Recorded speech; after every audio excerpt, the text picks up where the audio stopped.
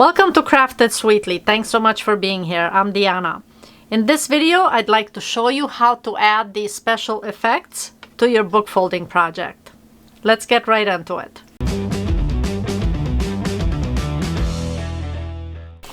In this video, I'll show you a little bit of a twist once I fold this particular pattern. It's a Jeep. It's one of just a cut and fold, so you can certainly leave it to the point where it's just a regular cut and fold.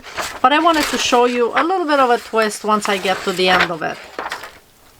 And if you're new to book folding or haven't seen this before, some lines will continue into the next line, meaning like page 29 has all these cuts.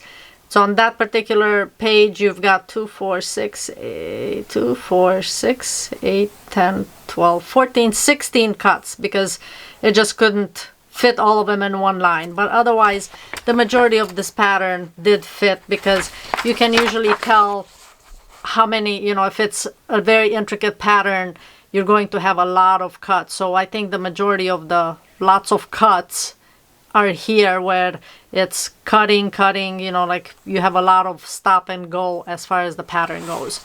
But I'll upload this to my Facebook group, so if you're interested in making this particular pattern, I'll put it up there for you. But I start off with this. I'm doing a 180 fold on the book, and I did a few pages here. So this I'm folding back to 1.5 centimeters, and I'm using a 180 marker. Now for this, I'm using this slot here. So I just scored it and fold it back. So I do about 20 pages like this, and then I'm gonna go back and mark these pages with the measurements on here. And for that, I use an Incra ruler. And with the Incra ruler, it's really easy to mark this. You do need like a 0.5 millimeter, and it's 0.5 millimeters, not 0.5 centimeters, but 0.5 millimeter pencil in order for it to fit in the tiny holes here. So that's what I'm going to use to mark the pages and then cut them back. So I've done a bunch of videos showing that process, so I won't bore you with that. This is going to be a rather short video just because I mainly want to show you the end of the video of what I'm going to add to the pattern here to make it a little more interesting. So I'm going to fold this whole book, get it all together with the 180 fold, the marking, the cutting, and then I'll resume with the video. And then once this pattern is all cut and folded, then this is what it looks like once it's done. So you can see this kind of like is a little more squished together. You don't see these rails as much because they're more, they're separate. There isn't as much separation between them. But I think that's, that looks good as well. I mean, if it's a little more open, you can see it more.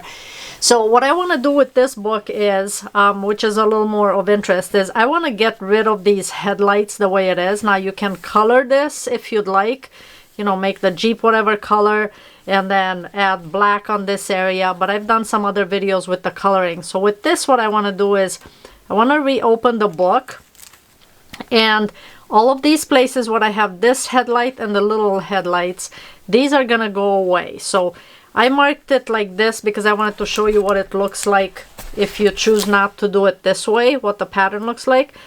But I'll open it back over here, and I'm going to get rid of, as I mentioned, I'm going to get rid of this and this. So this I want to fold back into the book. So right now it's sticking out so that you can have the headlight, but I want to fold it in. So yes, that was an extra step on my end, even though I wasn't planning on using it. But I wanted to show you, if you decide not to add the special effects to it, then you can skip these and fold them back in. So I'm getting rid of the headlights here. So I'll proceed in getting rid of this one and this one, and then I'll show you what I'm gonna add to it. Now I've taken the headlights out. I actually just folded those particular sections back into the book and created these openings. And what I'm going to do next for this is, so what I want to do is hold the book open at a particular aperture. So I'm going to use this basket to hold it in place exactly how I want it. So I think this opening is nice and even. And what I'm going to do is I have these fun LED lights, and I have a link below for all these things that I purchased, so you can see exactly what I was using for them. So I'll take some glue and add the glue right along the edge of this. There's an opening that's slightly lower, so it's, you know, right here it wouldn't reach it, but if I put the glue right around the edge it would be fine. And this does unscrew, so you could, even if the bottom part is glued into the book, you could still unscrew it and replace the battery if needed. So I'm just gonna add the glue right at the, around the edge, as I mentioned.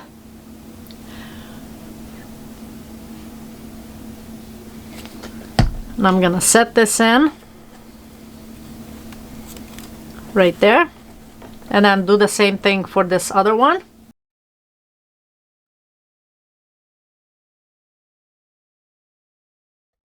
And for this I have Art Glitter Glue, which is really my go-to glue for things.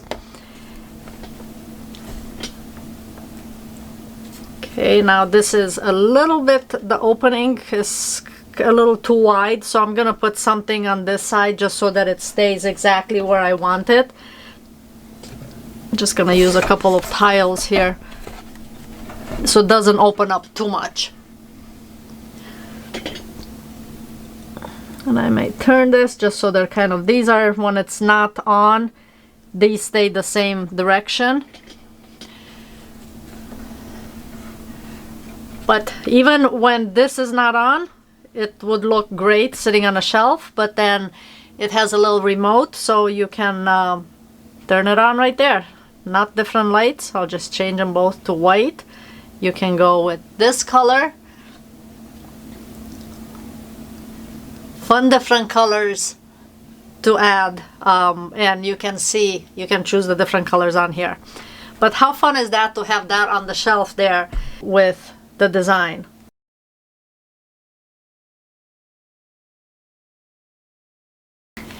So I hope you enjoyed this video.